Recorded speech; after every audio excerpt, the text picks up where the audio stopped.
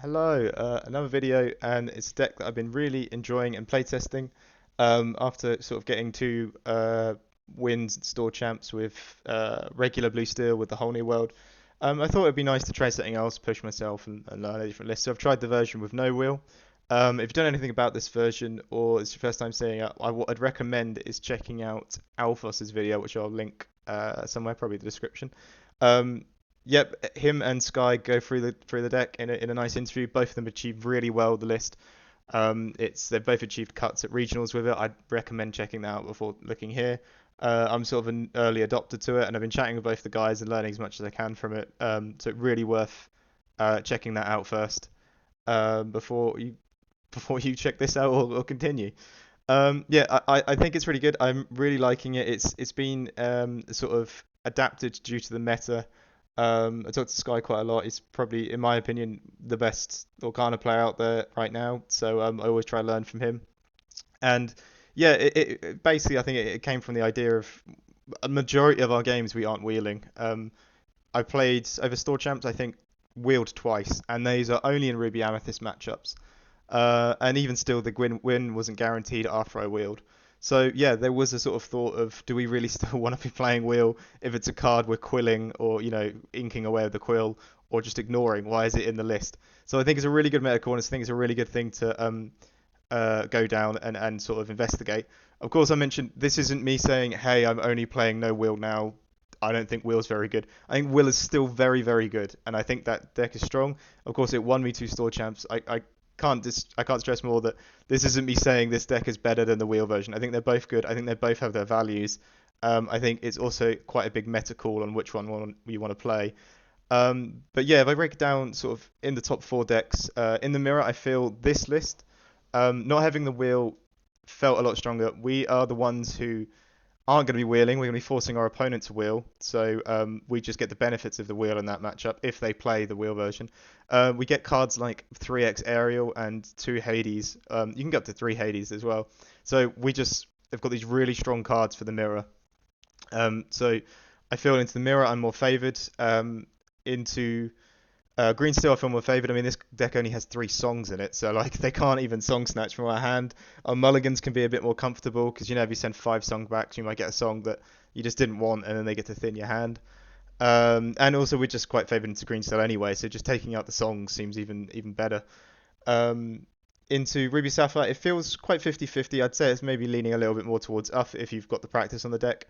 So that's really great. Ruby Amethyst has been the matchup where on the play you're fine. You seem to just play against Ruby Amethyst like you do. You outramp them, outplay them. But on the draw, it does seem to struggle a bit. It does seem to have its low points. But overall, yeah, I think the deck is really good. And one of the reasons why I wanted to adopt it was I believe 2-0ing with Blue Steel has become quite a bit of a pain with the wheel. Wheeling on the draw is just, it's sometimes hard to do effectively. So trying to get those 2-0 wins for a regional event can be quite hard. So I think maybe if you're trying to attend a regional, just have a look at this deck. I'm not trying to force anyone to play it or tell anyone about it. I'm just thinking I think it's probably quite good at getting 2-0 wins. So I'm definitely going to be playing a bit more of it and kept practicing it. I've got 2 store champs this weekend, so we'll try that out. But to break down the deck a bit more, it isn't just that we've took the wheel out, we've took the whole new world out. It has a very different approach to itself because we don't ramp down and set up a 5-cost singer and then sing whole new world. We have to approach the deck with a curve, and that's sort of what we do. We want to curve out. So turn one, we want to be playing something effective.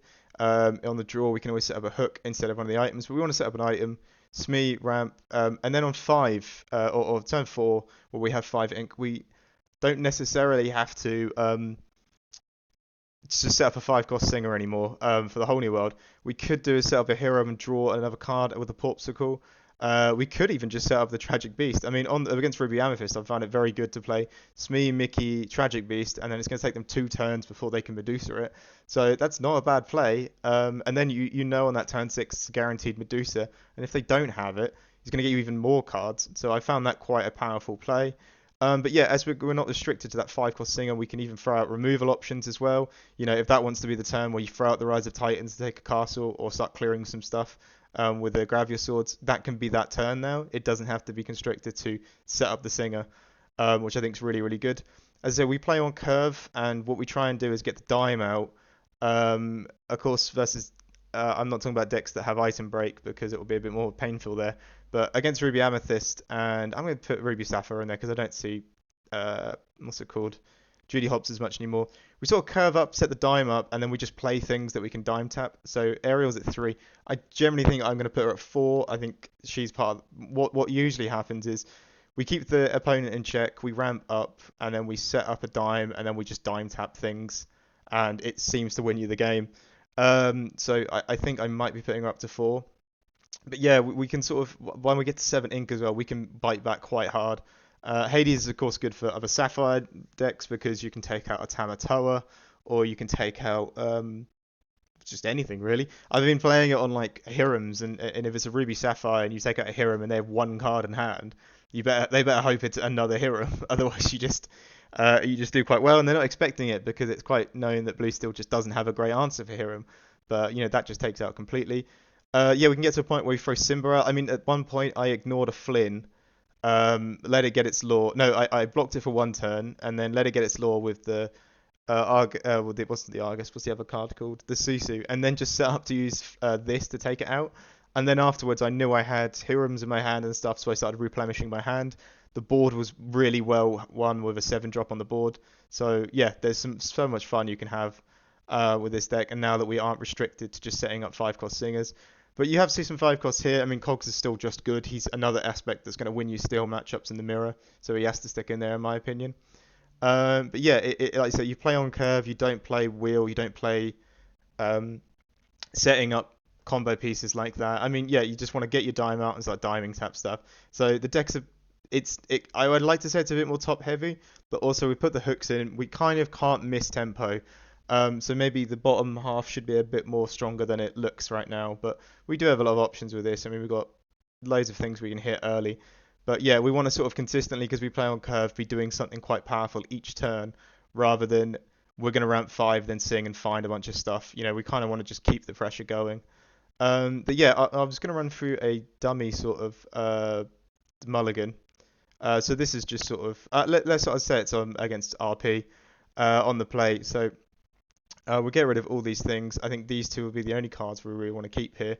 But I will mention in the mulligan, as much as you want ramp and you want to get your curve, Hiram is also very good to keep. The only two draw cut options really in this deck are Hiram and Tragic Beast. So I'd say if you find a Hiram, it might be good. And this is a really nice opener for us. So because we're on the play, we don't have as many cards. We can't really set up Hook and Smee. Would ink. Actually, no, would ink one of the quills. Sorry. Jesus, there's two quills. Yeah, would ink a quill and set up a Fortress Sphere. Come back and then we'd find some ink for Smee. And then with Fire the Cannons instead of a boom, we can do some great things, like we can quill down and have with that one extra ink, we can shoot a Flynn or whatever. It's really quite fun. And then we've got the Hiram to start recovering the hand draw. And just think, okay, they are red and they will react straight away with removal. It's unlikely they don't have a brawl in hand. We all know that. We've all played the matchup a lot.